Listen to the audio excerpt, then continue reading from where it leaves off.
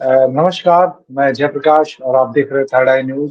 आज हम एक बहुत ही खास मुद्दे पर बातचीत करने जा रहे हैं, जो जैसा कि आप राजनीति में अगर दिलचस्पी रखते हैं, पिछले 2-3 महीने से बिहार में एसआईआर को लेकर जो चर्चा है, ज़मीनी आंदोलन है बिहार में, कांग्रेस नेता राहुल गांधी और आरजेडी नेता जो बिहार के पूर्व उप मुख्यमंत्री भी रहे तेजस्वी यादव ने बिहार में करीब 2 हफ्ते से अधिक वोटर अधिकार यात्रा निकाली।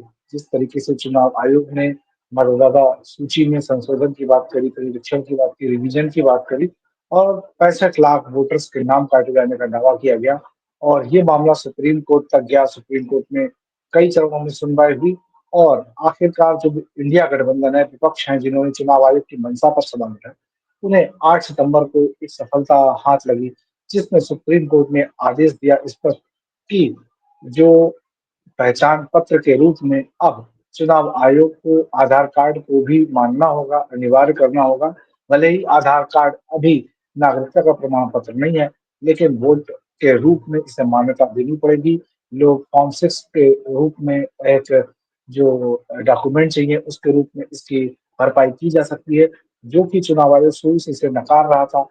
अब उसे सुप्रीम कोर्ट के आदेश के बाद झुकना पड़ा। यहाँ बता दें इसको लेकर एक पूरे देश में आंदोलन तेज हो गया था। तमाम विपक्षी पार्टियों ने चुनाव आयोग की मंशा पर यह आरोप लगाया कि बिहार चुनाव के 2-3 महीने पहले आप 7-8 करोड़ लोगों को कैसे फ़िल्टर करेंगे, किस तरीके से करेंगे और जिस तरीके से 65 लाख लोगों को अचानक निकाल दिया गया, किस तरीके से वहाँ मीडिया रिपोर्ट्स में देखने आई, घर में 500 लोग हैं, 400 लोग हैं, जिन्हें मृत दर्शाया गया, वो जिंदा सुप्रीम कोर्ट में पहुंचे। तमाम लोगों ने इस पर पैरवी की, चाहे वो सामाजिक कार्यकर्ता योगेंद्र यादव हों, तमाम बड़े-बड़े वकील हों, राजनीतिक पार्टियों के प्रतिनिधि हों, उन्होंने।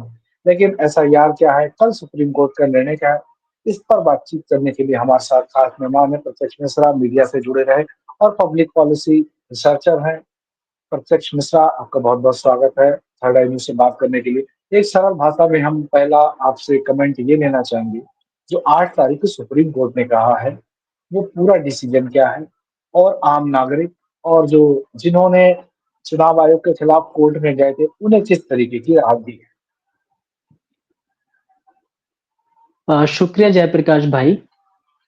देखिए करीब 2 महीने से बिहार में एक वोटर रिवीजन चल रहा था जिसे नाम दिया गया था स्पेशल इंटेंसिव रिवीजन, जो अभूतपूर्व है, आज से पहले कभी नहीं हुआ।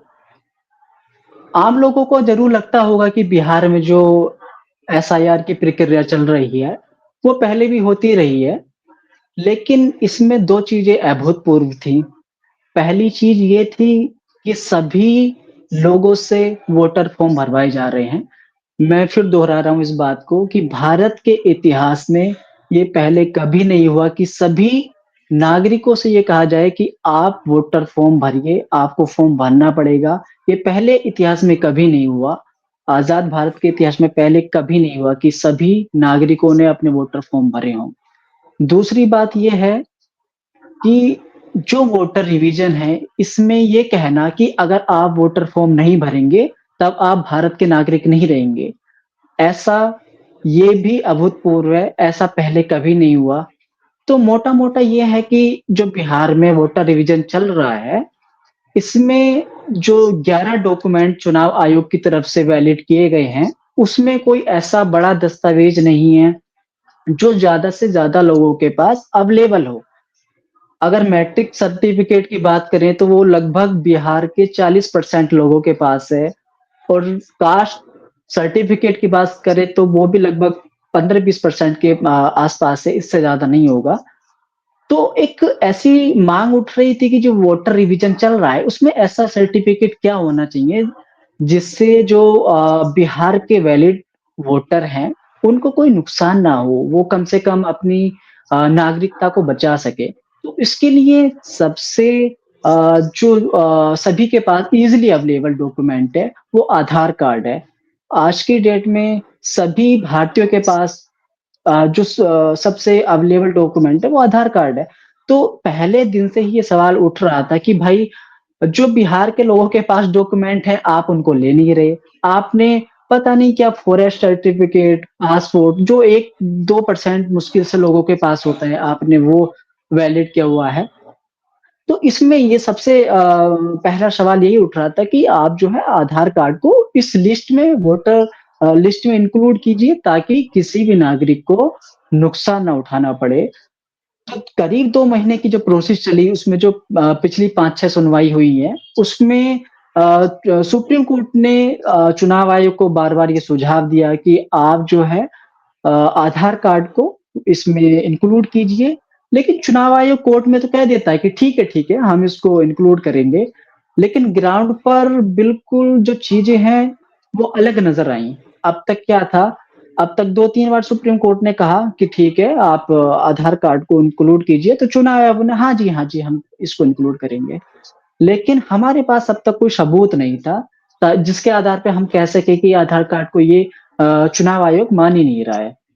अब हुआ ये कि जयप्रकाश भाई बिहार का एक जिला है सीतामढ़ी, वहाँ पर एक हुँ, बीएलओ को वहाँ पर एक बीएलओ को कारण बताओ नोटिस जारी किया गया और उसका कारण ये था कि उस बीएलओ ने आधार कार्ड के बेस पे लोगों के वोटर फॉर्म एक्सेप्ट किए हैं इंक्लूजन के लिए। जो 65 लाख लोग हैं, जो डेड बताए गए हैं या माइग्रेंट वर्क बताए गए हैं या शिफ्टेड बताया गया है जिनको, जब वो इंक्लूजन के लिए गए, जब उन्होंने आपत्ति दर्ज की, जैसा सुप्रीम कोर्ट ने अपने पिछले आदेश में कहा था कि अगर किसी के पास 11 डॉक्यूमेंट में कुछ नहीं है, तो आधार के बेस पर वो अपनी आपत्ति दर्ज करा सकता है। लेकिन सीतामढ़ी के सीतामढ़ी जिले में हुआ ये कि जो बीएलओ है सीतामढ़ी का, उसने जब लोगों के आधार कार्ड के बेस पर वोटर फॉर्म एक्सेप्ट करे, तो उसको ईआरओ की तरफ से कारण बताओ नोटिस जारी किया गया। ये हो गई एक जिले की बात। दूसरा जो बिहार का मधेपुरा डिस्ट्रिक्ट है, वहाँ पर 2 बीएलओ को 2 बीएलओ का एक वीडियो रिकॉर्ड ऐसा संज्ञान में आया है कि जहाँ पर उन बीएलओ ने कहा है कि आधार कार्ड के बेस पर इंक्लूजन नहीं होगा। तो ये तो बिल्कुल सुप्रीम कोर्ट के आदेश का उल्लंघन है। चुनाव आयोग सुप्रीम कोर्ट में कुछ और कह रहा है लेकिन ज़मीन पे कुछ और कर रहा है। तो ये बिल्कुल सुप्रीम कोर्ट के आदेश का उल्लंघन था। तो जब सुप्रीम कोर्ट को इस बार लगा कि नहीं चीज़ें तो बिल्कुल वैसी दिख ही नहीं रही है ज़मीन पर जैसी हम यहाँ से बोल दे रहे हैं, जैसा आदेश हम दे रहे हैं। तब एक चीज़ मैं और बता दूँ, 24 एफिडेविट दिए गए थे, जो 65 लाख लोगों की लिस्ट है, उसमें 24 लोगों ने अपने एफिडेविट दिए थे कि हम आधार कार्ड को लेकर बीएलओ के पास गए हैं और हमारा फॉर्म स्वीकार नहीं किया गया। उन एफिडेविट के आधार पर सुप्रीम कोर्ट ने इस बात का संज्ञान लिया कि भाई ये जो मामला है ये बहुत गंभीर मामला है और तब जाकर इसको 12वां दस्तावेज वैलिड किया एक आइडेंटिटी के तौर पर। और एक चीज़ और मैं इसमें बोलना चाहूँगा कि जब सुनवाई चल रही थी, कपिल सिब्बल साहब ने बोला कि 3 बार सुप्रीम कोर्ट के आदेश दिए जाने के बावजूद चुनाव आयोग अपने सुप्रीम कोर्ट के निर्देश को नहीं मान रहा है और अपने आदेश में कोई बदलाव एक तरह से ज़मीन पे तो नहीं कर रहा है। चाहे वो नोटिस में कुछ कर रहा हो, वो एक अलग बात है। तो तब जाकर जो शंकर नारायण वकील हैं सुप्रीम कोर्ट में एडीआर के वकील हैं, उन्होंने ये कहा कि अ, मिलोड आप जो है इसको 12वां डॉक्यूमेंट इंक्लूड कीजिए। 12वां डॉक्यूमेंट इंक्लूड कीजिए, 11 डॉक्यूमेंट जैसे इंक्लूड हैं, 12वां डॉक्यूमेंट आधार कार्ड को इंक्लूड कीजिए वरना ये लोग फिर नहीं मानेंगे। तो इस पर जो चुनाव आयोग के वकील हैं, उन्होंने बार-बार हस्तक्षेप करने का प्रयास किया कि नहीं बिल्कुल ऐसा नहीं होना चाहिए, 12वां डॉक्यूमेंट नहीं माना जाना चाहिए और अगर ये हो गया तो आधार कार्ड जो है नागरिकता का सबूत हो जाएगा। वो तो बात कोई कह ही नहीं रहा है। समझने वाली बात जयप्रकाश भाई यही है, जस्टिस बागची ने खुद हस्तक्षेप किया जब ये बात चल रही थी सुप्रीम कोर्ट में सुनवाई चल रही थी, तो जस्टिस बागची साहब ने खुद हस्तक्षेप किया कि नागरिकता की बात तो कोई कर ही नहीं रहा है, आप जो है एक आइडेंटिटी के तौर पे इसको इंक्लूड कीजिए। तो ये सब चीज़ हुई कल सुप्रीम कोर्ट में और मैं ये कहूँगा कि ये किसी की हार या जीत नहीं है। मैं ये समझता हूँ कि इस सुप्रीम कोर्ट के निर्णय को किसी एक व्यक्ति विशेष से जोड़ने से ज़्यादा बेहतर है कि ये भारतीय संविधान और भारतीय लोकतंत्र का जो लोक है, हर नागरिक जो उसमें आस्था करता है, ये उसकी जीत है। नहीं, प्रत्यक्ष एक बात और है, जैसा आपने बताया कि सुप्रीम कोर्ट में इस तरीके से प्रोसेस चला, सब कुछ हुआ। लेकिन चुनाव आयोग क्यों चाहता है कि लोग वोट बनवाने ना आए, वो क्यों इतनी कठिन परिस्थितियाँ एक आम नागरिक के लिए जो गरीब मज़दूर हैं, इस तरीके के डॉक्यूमेंट अरेंज करना, बिहार में सबसे ज़्यादा गरीबी, सबसे ज़्यादा बेरोज़गारी, सबसे ज़्यादा अशिक्षा है, डेटा है सबके पास, तो उनको नहीं पता। एक आसान तरीका होता है कि आप अपने स्थानीय बीएलओ से ऑनलाइन फॉर्म 6 भरकर कोई भी मतदाता हो भारत का अगर 18 साल का है वो, उसकी उम्र उस पार हो गई है 18-19 साल जो भी है, तो वो नया वोटर बन सकता है फॉर्म 6 भरकर। तो वो प्रक्रिया इतनी कठिन क्यों बनाई, वो इतना विवादित क्यों हो गई कि लोगों के नाम काटे जाने लगे, लोगों ने शिकायत की और एक बहुत बड़ा आरोप ये भी लगा कि इस पूरी प्रक्रिया में जो सबसे ज़्यादा वोट काटे गए, वो दलित, ओबीसी, पिछड़े और अल्पसंख्यकों के वोट काटे गए। तो ये आरोप था कि चुनाव आयोग की जो मंशा है, वो ठीक नहीं गया। वो कहीं न कहीं बीजेपी की तरफ झुकती हुई नज़र आई और सबसे बड़ा एक सवाल ये भी था एक राजनीतिक ये भी है कि बीजेपी ने इस चीज़ का विरोध नहीं किया। अगर वोट कट रहे हैं चाहे वो सही प्रोसेस से कट रहे हैं या गलत प्रोसेस से कट रहे हैं, अगर वोट कटते हैं तो क्या वो वोटर बीजेपी के नहीं है, सिर्फ आरजेडी, कांग्रेस या दूसरे जो बीजेपी के अगेंस्ट पार्टियां उनके, वो अलग पॉलिटिकल प्रश्न है। तो चुनाव आयोग जो काम कर रहा है वो ट्रांसपेरेंसी क्यों नहीं दिखा पा रहा है कि लोग ट्रस्ट करें। सुप्रीम कोर्ट में भी शायद यही मसला गया है कि चुनाव आयोग जिस तरीके से काम कर रहा है, एक तो इलेक्शन से ठीक पहले कि सडनली आपने बिना राजनीतिक दलों की मंशा के एसआईआर लिया। एसआईआर लिया, उसमें भी प्रोसेस जो कर रहे हैं, जो ऑपरेशन आपका फील्ड में है, जो चुनाव आयोग के रिस्पॉन्सेस में कहते हैं, उसमें काफ़ी विरोधाभास है। आप मीडिया को रिपोर्ट करने से धमकाते हो, आप विपक्ष को अपोजिशंस लीडर्स से मिलते नहीं हो, शिकायत लोग शिकायत करते हैं, आप कहते हैं शिकायत नहीं आई। तो सुप्रीम कोर्ट के सामने ये सब चीज़ें आ रही हैं या नहीं आ रही हैं? दूसरा फिर अगर एसआईआर कब तक फाइनल हो जाएगी? अभी सुप्रीम कोर्ट है, अगली डेट क्या है? कि एसआईआर होती रहेगी और बिहार का चुनाव भी हो जाएगा क्या? एक बड़ा सवाल ये भी है। बिल्कुल जयप्रकाश भाई आपने कई सवाल एक साथ पूछे तो मैं कोशिश करता हूँ कि सभी का जवाब दूँ और अगर कोई मिस हो जाए तो एक बार ज़रूर रिपीट करना। पहला सवाल तो ये है कि मतलब एसआईआर क्यों? एकदम से बिहार में एसआईआर का कांसेप्ट कहाँ से आया? देखिए हमारे देश में बिल्कुल मैं इस चीज़ को स्वीकार करता हूँ कि जो मतदाता सूची है उसका रिवीजन होना चाहिए और वो वोटर लिस्ट जो है एक बार शुद्ध होनी चाहिए। हालाँकि जो एसआईआर प्रक्रिया है, ये बिल्कुल डिफरेंट प्रक्रिया है और इसका कोई जो इस चीज़ को समझता है, वो समर्थन नहीं कर सकता। जो 3 चुनाव आयुक्त हैं, तीनों चुनाव आयुक्त हैं, उन्होंने इस प्रक्रिया पे खुद सवाल उठाए हैं। तो पहली चीज़ तो ये है कि भारत में इस तरह का एसआईआर का कोई कानून में ज़िक्र नहीं है। इंटेंसिव रिवीजन का ज़िक्र है। 2003 में जैसे चुनाव आयोग कई बार कह रहा है कि 2003 में भी पहले एसआईआर हुआ था।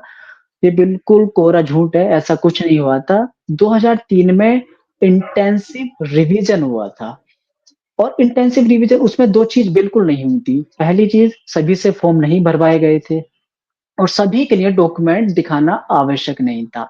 ये अभूतपूर्व है कि जब सभी से फॉर्म भरवाए जा रहे हैं और सभी के डॉक्यूमेंट लिए जा रहे हैं।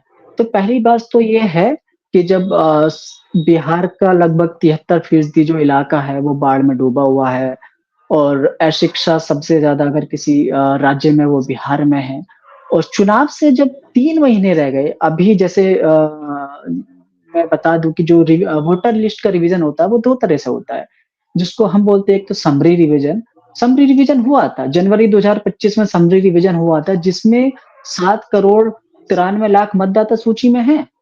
तो इसमें तो बिल्कुल कोई गुंजाइश ही नहीं है कि अगर आपको ये रिवीजन करना था, तो आप साल डेढ़ साल पहले कर लेते या चुनाव के बाद कर लेते और 2003 में जिन स्टेट में चुनाव होने थे, उनको इस चीज़ से छूट दी गई थी। महाराष्ट्र में एक राज्य था, जब उसमें आईआर नहीं हुआ था, इंटेंसिव रिवीजन नहीं हुआ था क्योंकि वो चुनावी स्टेट था और कोई भी इतनी बड़ी प्रक्रिया 30 साल में हमने जिन वोटरों को जोड़ा है, एक एक तरह से हम 3 महीने में वो काम कैसे कर सकते हैं? तो ये तो मतलब बिल्कुल चुनाव आयोग की मंशा है, ना किसी राजनीतिक दल के साथ उन्होंने मीटिंग की, ना किसी से कोई वोटर से परामर्श लिया, ये तो बिल्कुल इनकी मंशा है।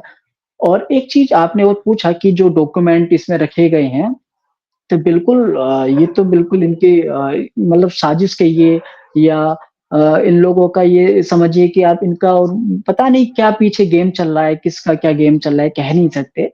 लेकिन जो 11 डॉक्यूमेंट की सूची है, उसमें कोई ऐसा डॉक्यूमेंट नहीं है जो ज़्यादा से ज़्यादा लोगों के पास हो। मैं एक चीज़ और बता दूँ, इस एसआईआर प्रक्रिया के ज़रिए अब तक क्या होता था हमारे भारत में, अगर किसी को वोटर बनना है और आप अगर एक एडल्ट वोटर अगर आपकी एक एडल्ट एज है, 18 प्लस हैं और अगर आपको एक वोटर बनना है, तो आप फॉर्म 6 भरिए, आप जो डिक्लेरेशन वगैरह आपको करना है, फिर आप वोटर भारत के बन जाते हैं। लेकिन अब इन्होंने क्या करा, जो ओनस था चुनाव आयोग पर, भारत के मतदाता बनाने की जो ज़िम्मेदारी है, वो चुनाव आयोग की है। वो मेरी ज़िम्मेदारी नहीं है, वो आपकी ज़िम्मेदारी नहीं है, वो चुनाव आयोग की ज़िम्मेदारी है। अमेरिका में ऐसा होता है कि जो वोटर बनने की ज़िम्मेदारी होती है, वो वोटर की होती है। वो जो ओनस है, वो वोटर पे होता है, वो चुनाव आयोग पे नहीं होता है। इसलिए अमेरिका में जो एडल्ट पॉपुलेशन है, 100 लोग एडल्ट वोटर हैं एडल्ट लोग हैं, 18 प्लस हैं, तो उसमें केवल 74 लोग ऐसे हैं जो वोटर हैं। अगर 100 पीपल अगर एडल्ट हैं, तो उसमें 74 लोग केवल ऐसे हैं जो जिनके पास नागरिकता है, जो जिनके पास वोटर राइट है, सॉरी जिनके पास वोटर राइट है। तो ये तो बिल्कुल इन लोगों की सरासर गलतफ़हमी है, या कह लीजिए कोई पीछे कोई हो सकता है कोई साजिश हो। तो नहीं, जैसे आप बता रहे हैं कि जिस मतलब आयोग का जो रवैया है, वो पारदर्शी नहीं है। मेरा सवाल ये था। दूसरा, और अभी भी क्लियर नहीं है सुप्रीम कोर्ट। अच्छा, आगे सुप्रीम कोर्ट में अभी ये केस और कितना लंबा आपको लगता है, कितना लंबा चलेगा? जो दलील चुनाव आयोग की है, या जो एडीआर है, या विपक्षी गठबंधन पार्टियां हैं, वो अगर एसआईआर इसी तरीके से रहा, विपक्ष संतुष्ट नहीं है चुनाव आयोग के रवैये से, सुप्रीम कोर्ट में अभी सुनवाई जारी है, क्या इस बीच संभावना है कि चुनाव हो जाएगा? एक बड़ा सवाल है। देखिए, जैसे अभी तो सुप्रीम कोर्ट का कल का आदेश आया कि आधार कार्ड को 12वां दस्तावेज माना जाएगा। तो इससे कह सकते हैं कि जो हम्म। बिहार में वोट बंदी की एक बड़ी प्रक्रिया चल रही थी, तो उसपे एक बहुत बड़ा विराम लगा है और ये एक ऐतिहासिक विराम है। लेकिन हम जो हैं इस प्रक्रिया के ही पूरे विरुद्ध है, क्योंकि ये जो पूरी प्रक्रिया है, ये बिल्कुल भारत के संविधान के खिलाफ है, भारत के लोकतंत्र के खिलाफ है। तो हम तो बिल्कुल मतलब इस प्रक्रिया के ही हम चाहते हैं कि ये जो पूरी प्रक्रिया है, इसको ही रद्द होना चाहिए। तो ऐसा बिल्कुल नहीं है कि कल का आदेश आ गया और बिल्कुल हम संतुष्ट हो जाएँगे या कोई संतुष्ट हो जाएगा, ऐसा बिल्कुल नहीं है। और मतलब अभी बात आप एसआईआर कर को रहे हैं कि लेके, जैसे हाँ, मतलब एसआईआर को लेके अभी आगे और लड़ाई बाकी है, कुल मिला के ये। बिल्कुल लड़ाई बाकी है, क्योंकि मैं ये स्पष्ट किया 24 जून को इलेक्शन कमीशन ने जो एसआईआर का नोटिफिकेशन जारी किया, उसमें ये बताया कि हम सबसे पहले बिहार में इसको लागू करेंगे। तो ये केवल एक राज्य का मामला नहीं है, ये पूरे भारत का मामला है, पूरे देश का मामला है, और जहाँ-जहाँ ये एसआईआर प्रक्रिया अपनाई जाएगी, सेम स्टैंडर्ड के साथ अपनाई जाएगी, तो इसमें कोई कहने में गुंजाइश नहीं है कि इससे बहुत बड़ा डिसएनफ्रांचिमेंट हो सकता है। तो यानी विपक्षी पार्टियों का जो आरोप है चुनाव आयोग को लेकर, और जिस तरीके से पिछले 7 अगस्त को कांग्रेस नेता और लोकसभा विपक्ष के नेता राहुल गांधी ने आरोप लगाया एक लोकसभा में, इस तरीके से उसकी एक विधानसभा पर 1 लाख से अधिक वोट बढ़ाए गए, और इस प्रकार से एसआईआर पे जो सवाल सवाल उठ रहे हैं, एक घर में 400 वोट, 500 वोट, जिंदा लोग मृत, मृत लोगों को जिंदा, एक एक एपिक, एक व्यक्ति के 4-4 एपिक कार्ड। तो कहीं ना कहीं चुनाव आयोग की जो प्रक्रिया है, वो भी सवालों के घेरे में है। और खुद चुनाव आयोग लेके, चुनाव आयोग एक पूरा सिस्टम, यानी 70 सालों में जो चुनाव आयोग पे कोई सवाल नहीं उठाता था, आज सबसे बड़ा सवाल है, वो सवालों के जवाब नहीं दे रहा, जो हमें मोटा-मोटी समझ में आया। सुप्रीम कोर्ट भी इस मामले में, जो हमने देखा मीडिया रिपोर्ट में, शुरुआत में बहुत दिलचस्पी नहीं लिया। जो पहला सवाल यही था कि चुनाव से ठीक पहले इतने बड़े 8 करोड़ लोगों को छाँटने की प्रक्रिया की ज़रूरत क्या थी मैनुअली? सबसे बड़ा सवाल, कौन-सा ऐसा सिस्टम था? आप ईवीएम से चुनाव करा रहे हो, और रिवीजन उससे पहले इस तरीके से कैसे ले रहे हो? या तो ये प्रोसेस चलता रहता। अभी हाल में पिछले साल 2024 का लोकसभा चुनाव हुआ, तो उस प्रक्रिया पर भी लोग सवाल उठा रहे हैं। अगर ये वोटर फेक थे, तो फिर वो चुनाव भी गलत हो गया। एक बड़ा सवाल लॉजिक ये भी है, आगे इसका क्या होगा सुप्रीम कोर्ट में, लॉजिक आएगा या नहीं आएगा। लेकिन हाँ, कुल मिला के ये है जितना समझ में आ रहा है कि एसआईआर पर जो जलेबी चुनाव आयोग बना रहा था, वो शायद सुप्रीम कोर्ट धीरे-धीरे अब चीज़ों को समझ रहा है। तो उस जो चीज़ें थी चुनाव आयोग घुमाने की सुप्रीम कोर्ट को भी, तो धीरे-धीरे शायद सुप्रीम कोर्ट जो बात कही जा रही है वो समझ जाएगा और एसआईआर प्रक्रिया क्या रोक दी जाएगी, रद्द कर दी जाएगी, कुछ इस तरीके की संभावनाएँ हैं या विपक्षी गठबंधन या एडीआर तभी रुकेगा जब ये प्रक्रिया पूरी तरीके से रोक दी जाएगी? क्या लगता है आपको? देखिए आपने कई सवाल पूछे जो एक तो नेता विपक्ष का जो आरोप है चुनाव आयोग पे मुझे लगता है कि एक स्वस्थ लोकतंत्र की परिभाषा वही होगी, जहाँ पर चुनाव आयोग को उन आरोपों का जवाब देना चाहिए, उनकी पड़ताल करनी चाहिए। देखिए, एक बात मान के चलिए कि आप कहने लगे कि मैं बहुत एक उदाहरण से बताता हूँ। आप ये मान के चलें कि भाई प्रत्यक्ष आपके जो रूम में बहुत गंदगी है, तो मैं आपको मतलब मेरी ज़िम्मेदारी बनती है कि मैं जो अपने रूम को देखूँ पहले। मेरी ज़िम्मेदारी ये नहीं बनती कि मैं आपको आपसे लड़ने लग जाऊँ। तो चुनाव आयोग वही कर रहा है। तो चुनाव आयोग को ये समझना चाहिए जो क्रेडिबिलिटी है चुनाव आयोग की वो लगातार गिर रही है। एक बड़ा सवाल हमारे स्वस्थ लोकतंत्र पे है और एक स्वस्थ लोकतंत्र के लिए सबसे ज़्यादा ज़रूरी है कि चुनाव आयोग अपने गिरेबान में झाँके और उन चीज़ों को थोड़ा-सा सीरियसली ले ताकि जो जनता है उसको भी एक मैसेज जाए कि एक थोड़ा-सा ठीक चल रहा है कम से कम। दूसरा आपने पूछा कि एसआईआर प्रक्रिया रुक जाएगी या चलती रहेगी। देखिए इस बारे में सुप्रीम कोर्ट की सुनवाई होनी है सोमवार को। उस पर बहुत सारी चीज़ें निर्भर करेंगी। अगर जो सुप्रीम कोर्ट का कल का आदेश है अगर उसका पालन ठीक से होता है, अगर वो चीज़ें होती हैं और ये सब चीज़ ठीक चलती है एसआईआर में अगर इंक्लूज़न ज़्यादा से ज़्यादा हो जाता है, तो मुझे लगता है कि ये चीज़ें अब लगभग नज़दीक पहुँच जाएँगी।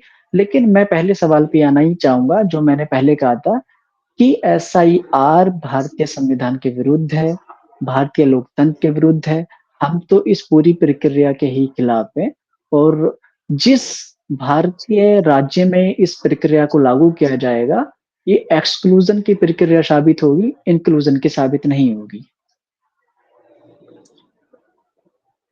तो जैसा आप कह रहे थे ये पूरी प्रक्रिया आपने एक सवाल उठाया, ये मतदाताओं को लेने की नहीं, मतदाताओं को बाहर करने की प्रक्रिया है। तो इसे रद्द भी किया ही जाना भारतीय लोकतंत्र के लिए सबसे ज़्यादा महत्वपूर्ण होगा और अब सबकी निगाहें सुप्रीम कोर्ट की तरफ होंगी कि वो किस प्रकार से इस पूरी प्रक्रिया पर निर्णय लेता है। साथ ही साथ चुनाव आयोग की जो प्रक्रिया है, चुनाव आयोग का जो कार्य है, अब तक हमने देखा है या जो भारतीय लोकतंत्र में जिस प्रकार चुनाव आयोग की भूमिका रही है, वो उसका निर्वहन करे और पारदर्शिता लाए कि पक्ष और विपक्ष और जनता जितने भी पक्ष हैं, उन सबको संतुष्ट करे और ये प्रक्रिया किस रूप में आगे बढ़ेगी, क्या इसके राजनीतिक उठापटक होंगे, इस पर चर्चा भी हम लगातार करते रहेंगे। फिलहाल एसआईआर पर जो 8 सितंबर को सुप्रीम कोर्ट का जो निर्णय आया था, उसके प्रभाव और बीते 2 महीनों में क्या-क्या चल रहा है, चुनाव आयोग और राजनीति और सुप्रीम कोर्ट के बीच, इसके बारे में हमें थोड़ा तथ्यों के साथ प्रत्यक्ष ने समझाया। हम जो फिर से एक बार अपील करेंगे, लोग आगे भी हमारे साथ जुड़ते रहें। और अगर आपको लगता है कि इस मुद्दे के साथ या किसी और मुद्दे पर हम आपसे चर्चा करें, तो आप हमें कमेंट बॉक्स में लिखिए, हमें मेल करिए, हमारे चैट बॉक्स में भी आप लोग आ सकते हैं। फिलहाल दीजिए इजाज़त। नमस्कार।